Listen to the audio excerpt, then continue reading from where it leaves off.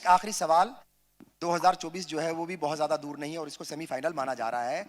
India alliance जो है versus India alliance है अभी अभी भी है। हाँ, ऐसा माना जा रहा है कि बहुत कोशिश हो रही है तोड़ने की। अब देखते हैं आप लोग कितना कामयाब होंगे। तोड़ने की कोशिश नहीं, हाँ, वो देखिए ऐसा है कि वो अपने आप से जो है वो ऑलरेडी पहले ही जिनके मन टूटे हुए हैं और केवल वो एक दूसरे के साथ हाथ पकड़कर आ गए, दिल नहीं जुड़े थे ना। कितना बड़ा चैलेंज मान रहे हैं इस बार इंडिया अलायंस जो है एनडीए के सामने, मतलब क्या चैलेंज है? क्योंकि ऐसा माना जा रहा है 200 रुपए कम कर दिया अचानक जो है वो गैस का जो सिलेंडर था उसके ऊपर। तो कह रहे हैं कि कुछ कह रहे हैं कि इंडिया अलायंस का प्रेशर है, कुछ कह रहे हैं कि गहलोत साहब ने 500 रुपए कम किए हैं, उसका कुछ वो है। तो ये है क्या, मतलब कुछ प्रेशर है क्या? इंडिया अलायंस वाले बड़े अनोखे हैं जी। वो कहते हैं कि इनके दबाव में, हमारे दबाव में 200 रुपए कम कर लिए, चलिए ठीक है, हमने आपके दबाव में कम कर लिए।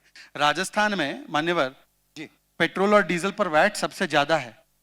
हम उनके डर से हमने कम कर दिया, पर अपनी राज्य सरकार में वो कम नहीं कर पाए।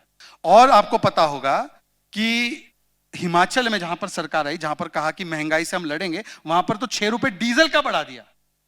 तो भाई ये कैसा डर है कि हमने तो डर कर 200 रुपए काट लिए और अपने प्रदेशों में तो इन्होंने स्काई हाई दाम रखे हुए। 108 रुपया लीटर है पेट्रोल का, 112 रुपया है ऑलमोस्ट, 110 112। और गुजरात बगल में है, वहां पे 96 98 रुपए।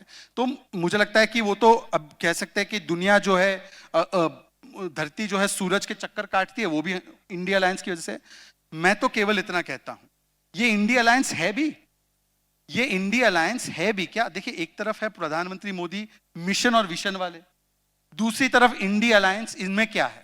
एम्बिशन, कॉन्ट्राडिक्शन, डिवीजन, कंफ्यूजन और फैमिली का अपना अपना प्रोफेशन। इसके अलावा इनके पास कुछ नहीं है। एक कंसेंसस है, एक ही कंसेंसस है कि कैसे देश को बांटने की राजनीति करनी है। कभी हिंदू समाज को गाली दो, कभी और कुछ को गाली दो। तो ये करने के अलावा उनके पास क्या है? और अगर इनमें इतनी एका होती, बाकी सब तो छोड़ दीजिए, अगर इनमें एका होती, 3 मुद्दे ये उठाते हैं, 3-4 मुद्दे। इनको पूछिए 370 पर, ओमर अब्दुल्ला और पीडीपी कहती है 370 पर जो किया गया सरकार के द्वारा गलत है, ठीक है, 370 लागू होना चाहिए।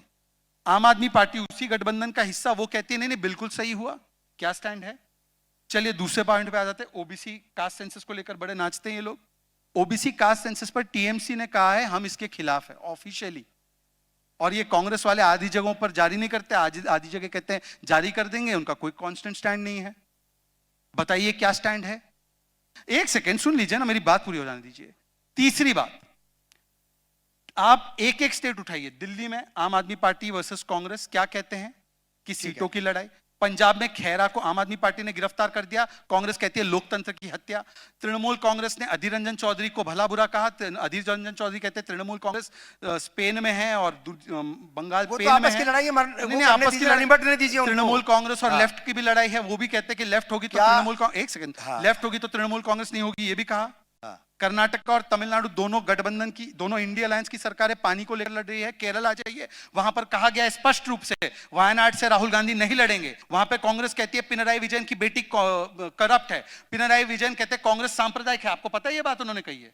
अब बताइए एका कहां है इनकी? अब एका तो, अब ऐसे तो एका तो आपके घर की बात भी करते हैं लोग कि आपके बड़े भाई जो है वो कांग्रेसी हैं, आप बीजेपी में आ गए हैं, तो ये तो वैचारिक मतभेद तो होगा ही ना, इसमें क्या दिक्कत? बहुत अच्छी बात है, आप मेरे परिवार पे आए, ये अच्छी बात है। आपको नहीं, वो हमारे भी बड़े भाई हैं, दोस्त हैं भाई, वो बात तो कर सकते हैं ना। मेरे भाई और मुझ में एका नहीं है, ये बिल्कुल सही बात है।